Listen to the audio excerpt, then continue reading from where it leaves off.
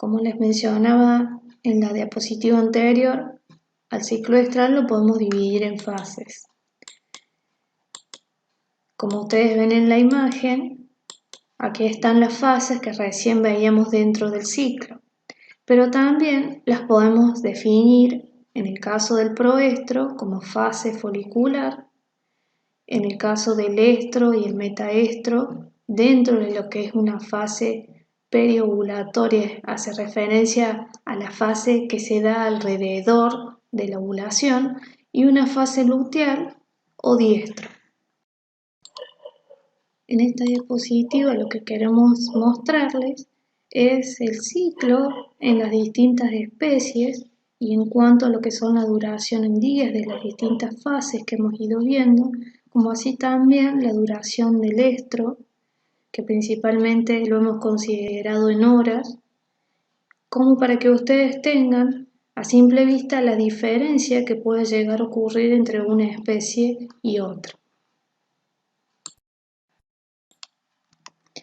Para poder explicar el ciclo estral, vamos a utilizar un modelo donde graficamos las curvas. Es un modelo que adaptó el ingeniero Jorge Menajoski, que fue nuestro coordinador hasta el año pasado, y donde lo que vamos a ver son, como dice la diapositiva, los fenómenos fisiológicos que intervienen en el control y en las interacciones hormonales.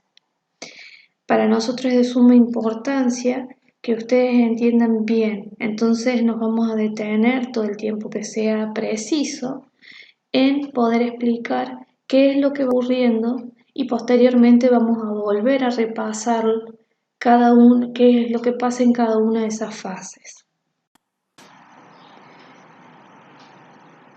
Vamos a empezar a desentrañar lo que es el ciclo estral, y para eso hay un modelo donde simulamos cómo es el comportamiento de los niveles hormonales a medida que se va transcurriendo cada una de las etapas del ciclo estral.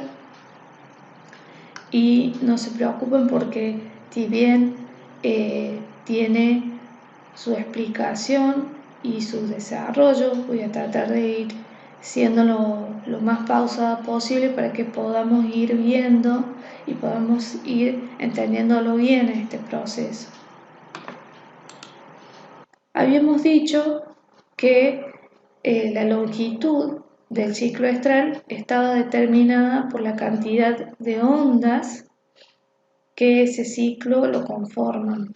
En este caso nosotros vamos a explicar lo que es el ciclo estral de la vaca, y que es también importante que recuerden que es lo que ocurre en las otras especies, considerando un ciclo de 3 ondas. Por eso es que la longitud en este caso del ciclo es la que ustedes pueden observar.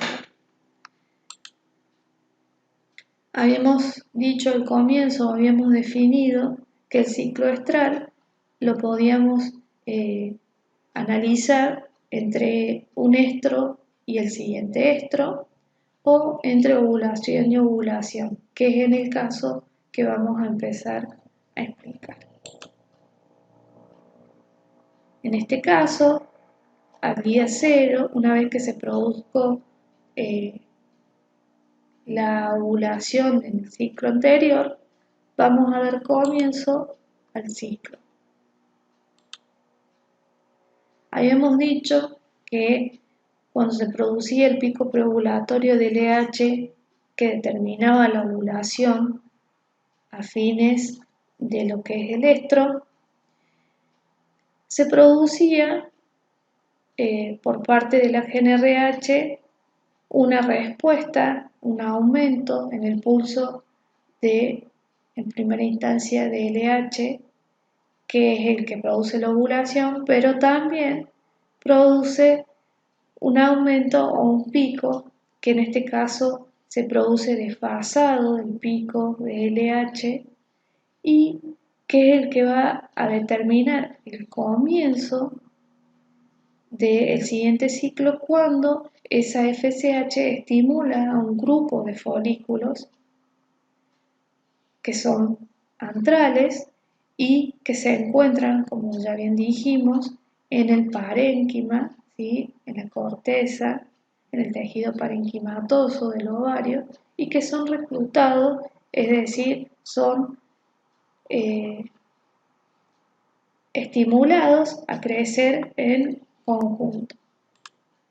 Y es por eso que ahí he puesto en color celeste como un grupo de folículos comienza a crecer por efecto de este pico de FSH.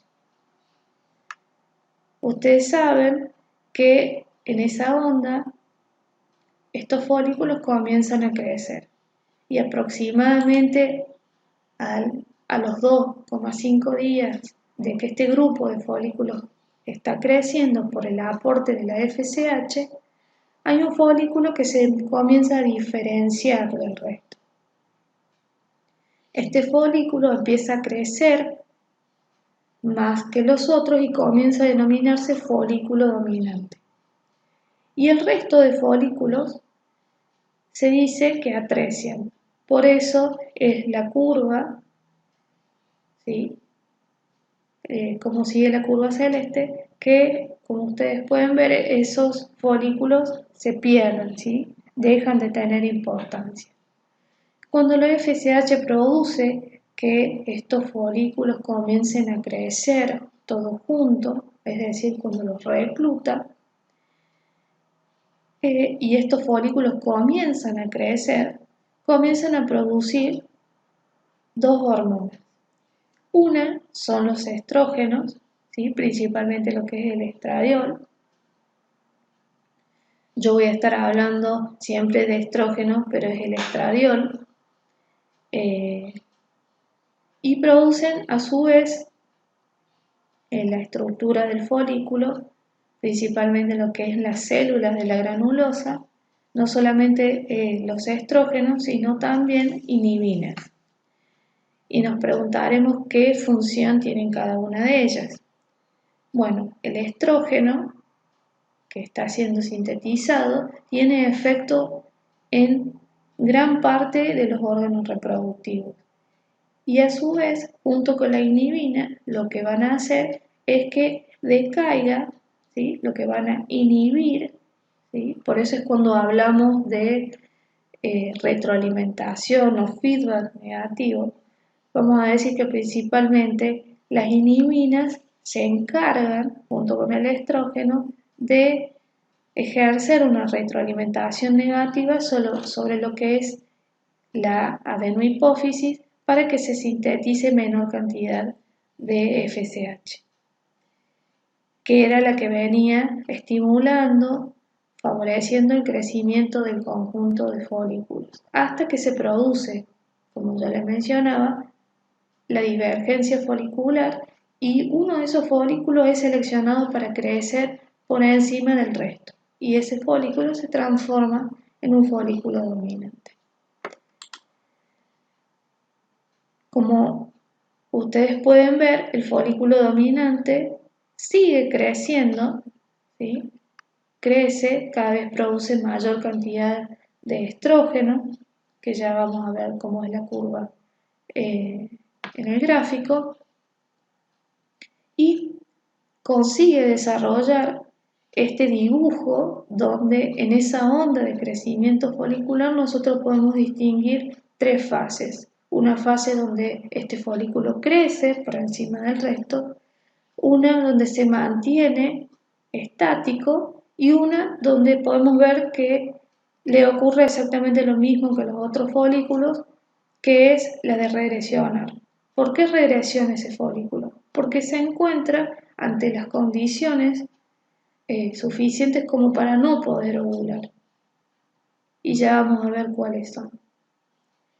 Cuando este folículo cae, cuando este folículo atresia, lo que podemos observar es que deja de producir estrógenos, deja de producir inhibinas, entonces a nivel de hipófisis lo que se deja de frenar es la síntesis de FSH. Entonces, cuando se deja de tener efecto sobre la inhibición de esta hormona, la respuesta que podemos observar es un aumento o un pico nuevamente de FSH, que es ese que hemos dibujado alrededor del día 9, 8, 9, y que su efecto va a ser exactamente el mismo que el que hemos venido describiendo. Es decir, este pico de FSH lo que va a hacer es volver a reclutar un grupo de folículos que van a entrar en una nueva onda y va a ocurrir lo mismo. A los 2 días y medio vamos a observar que hay una diferenciación en cuanto al crecimiento de esos folículos y posteriormente vamos a tener nuevamente un folículo que está en condiciones, que está creciendo como si fuera ovular, y un grupo de folículos que nuevamente van a la atresia. Este folículo que está creciendo nuevamente va a producir niveles de estrógeno altos y a su vez de inhibina, por lo que la producción de FSH que había inducido a los folículos a crecer vuelve a caer. Y lo mismo ocurre para la tercera onda.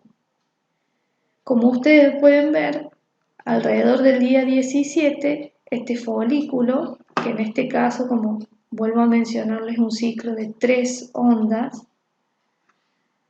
comienza a crecer y a crecer. ¿Por qué? Porque este folículo, ya vamos a ver cuando incluyamos el resto de niveles de las otras hormonas, vamos a ver que en ese entonces va a seguir creciendo. ¿Por qué? Porque en ese momento se van a dar las condiciones para que ese folículo ovule.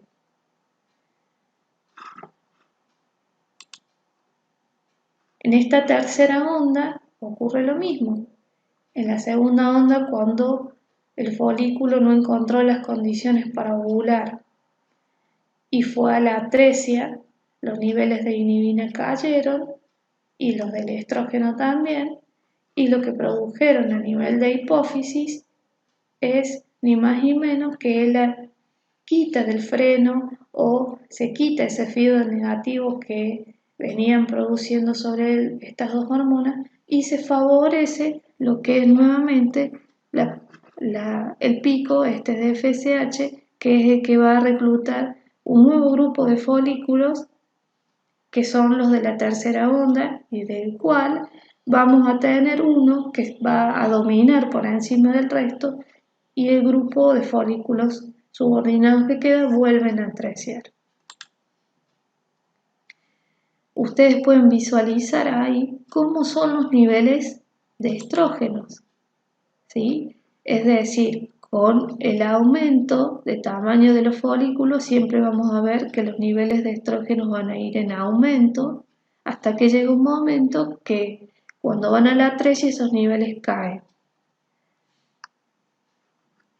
En la segunda onda pasa exactamente lo mismo y en la tercera onda ustedes pueden ver cómo en un momento esos niveles se hacen más altos que en el resto del ciclo. A su vez, habíamos mencionado que en el ciclo anterior había un folículo que había ovulado y ustedes saben que en el lugar donde se produce la ovulación del ciclo anterior se produce una reorganización de las células que quedan, que son básicamente las células de la granulosa, las células de la teca interna y de la teca externa, por efecto también del pico preovulatorio, que es el que determinó la ovulación.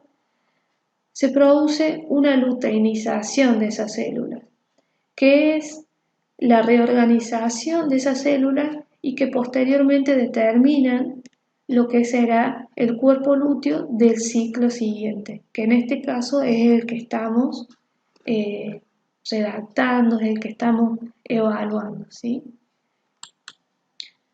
Como veníamos mencionando, una vez que en el ciclo anterior se produce la ovulación, en esa zona se produce en una primera instancia una pequeña hemorragia, y esto permite que se vaya constituyendo un cuerpo hemorrágico.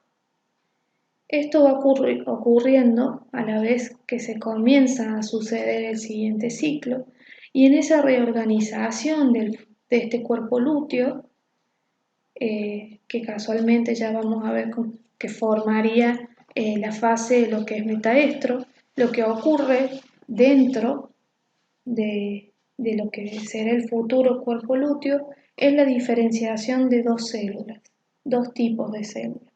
Una son las células que provenían de la teca, que en este caso se van a convertir en células luteales pequeñas, y las células de la granulosa se van a convertir en células luteales grandes. El cuerpo lúteo, como ustedes ven, está formado por estos dos tipos de células y ambas son capaces de producir progesterona. Pero la que produce mayor cantidad de esta hormona son las células grandes. Este proceso suele demorar aproximadamente entre unos 5 y 6 días, esta reorganización del cuerpo lúteo, es decir, esa demora es el tiempo suficiente como para que el mismo empiece a secretar y a tener efectos sobre los distintos tejidos del aparato reproductor.